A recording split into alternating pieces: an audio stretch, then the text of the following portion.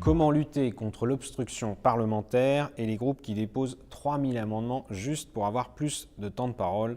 Ne faudrait-il pas changer les règles? Alors honnêtement, ce n'est pas un groupe qui dépose 3000 amendements. Lors du dernier débat, 3000 amendements partagés entre tous les groupes. Je crois en effet qu'il y a une dérive depuis quelques années. Quand on regarde les précédents débats, il y a eu des très grands débats sur des sujets très controversés. Par exemple, la loi sur l'avortement présentée par Simone Veil, il n'y avait que 30 ou 35 amendements. Et ce n'est pas pour cela qu'il y avait moins de débats, bien au contraire. En Grande-Bretagne, à côté de chez nous, la loi sur la sortie de l'Union européenne, il est prévu qu'il y ait 15 amendements. Donc il faut réguler un peu les choses. Soit les députés déposent moins d'amendements, mais ça c'est la responsabilité de chacun, car on ne peut pas non plus limiter comme ça autoritairement en nombre. Comment le ferait-on par groupe, par député? Soit tout simplement on se donne une enveloppe de temps et on se dit à l'avance, par accord entre plusieurs groupes, pour tel texte, on va y consacrer 10 heures, 20 heures, 30 heures. Et à l'intérieur de ce temps, chaque groupe aura sa part. Et là, les députés devront choisir les sujets sur lesquels ils pensent que c'est le plus important. Et par ailleurs, moi je souhaite qu'après la réforme constitutionnelle, on puisse examiner des textes principalement en commission. Tous les aspects un peu techniques, mais qui sont souvent ceux qui prennent le plus de temps, eh bien, ils seraient examinés uniquement en commission et ensuite on voterait uniquement le texte dans son ensemble en séance publique. On reviendrait éventuellement sur quelques articles avec quelques amendements sur les débats politiques qui sont considérés comme les plus importants. Bonjour, pensez-vous que l'Assemblée nationale soit composée à une écrasante majorité de CSP+, les catégories socio-professionnelles comme les cadres, les professions libérales et les chefs d'entreprise? Est-ce que vous pensez que c'est un problème et si oui, comment le résoudre? C'est vrai qu'à l'Assemblée nationale, il y a plus de députés qui, avant d'être députés, étaient cadres, étaient professions libérales, chefs d'entreprise, parfois hauts fonctionnaires et aussi des enseignants, des professeurs d'université. Cela a toujours été comme ça. Aujourd'hui, l'Assemblée a été profondément renouvelée, donc c'est plutôt plus diversifié que par le passé. Par exemple, il y a 11 agriculteurs ou anciens agriculteurs, ce qui n'était plus arrivé depuis très longtemps. On ne peut pas faire des quotas par profession. On ne va pas dire à l'Assemblée il devrait y avoir 10% d'ouvriers, 15% d'employés, 10% de cadres, etc. On ne laisserait plus le choix aux Français de choisir leurs députés. En revanche, on peut, par la formation des futurs députés, de celles et ceux qui veulent se porter candidats, et donc là c'est les mouvements politiques qui présentent des candidats. Je sais que le mouvement En Marche a déjà essayé de faire cela.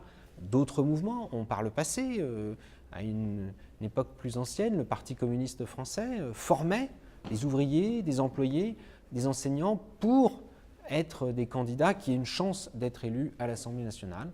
Et c'est aussi une responsabilité des partis politiques. Bonjour Monsieur le Président, bonjour. Il y a presque un an que vous êtes au perchoir. Comment jugez-vous le travail accompli? Quels sont vos principaux projets pour l'année qui vient?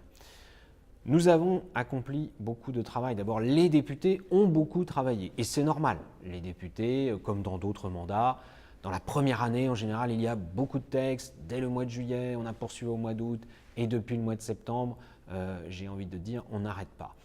Il y a des textes très importants, il y en a eu bien sûr sur le budget, sur les impôts, les taxes, la fiscalité, mais aussi plus récemment un texte sur l'asile et l'immigration, un texte sur l'agriculture et l'alimentation, un texte sur le logement, un texte sur la formation professionnelle. Il y a eu aussi des transformations de l'Assemblée nationale que j'ai engagées. Nous avons d'abord voulu nous attaquer à des sujets qui avaient fait polémique, qui nourrissaient le soupçon sur le statut du député, on a mis vraiment sur un pied d'égalité les députés par rapport aux Français en général, sur la retraite, sur l'allocation chômage. Maintenant, il y a encore beaucoup de transformations à venir.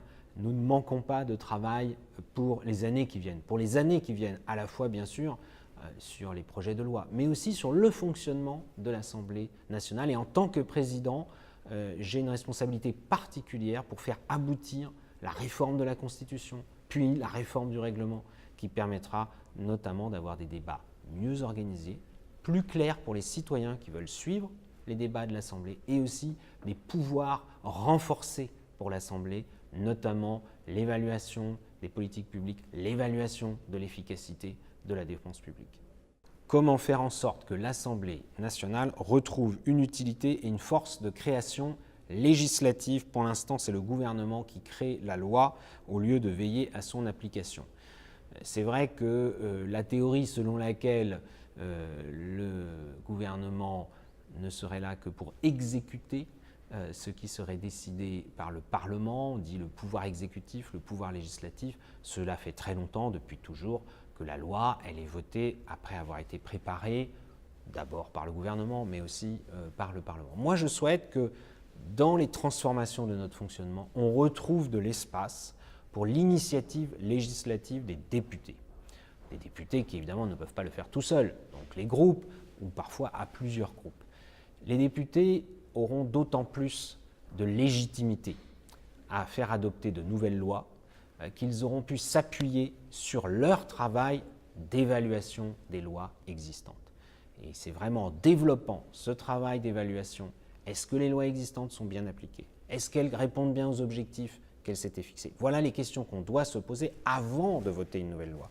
Et à partir de ces travaux, lorsqu'il y a des rapports qui sont écrits par les députés, on peut envisager de faire des propositions de loi et de réserver dans l'ordre du jour de l'Assemblée des jours, des séances pour ces propositions de loi.